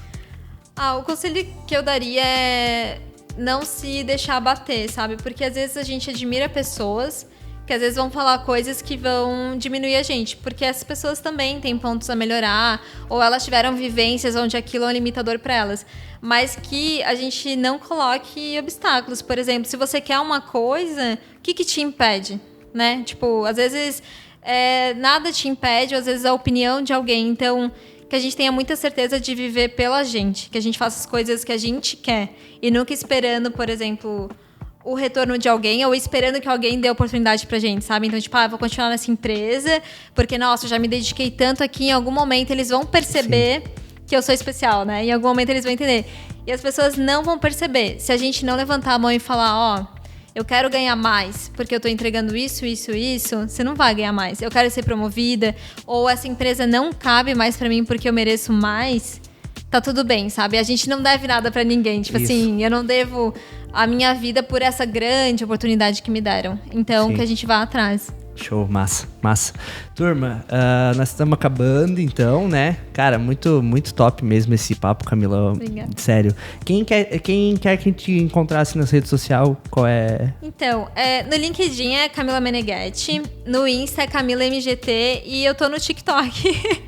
Os millennials lá, né? Mas no TikTok é MGT Camila. E daí eu faço vídeos, tipo, falando também de produto, de assuntos aleatórios, assim. Mas são esses canais. Meneghetti com 2T, né? GHETTI. GHTTI, beleza. Galera, então sigam a Camila, tá? Porque eu tenho certeza que ela tem bastante conteúdo para ganhar para vocês.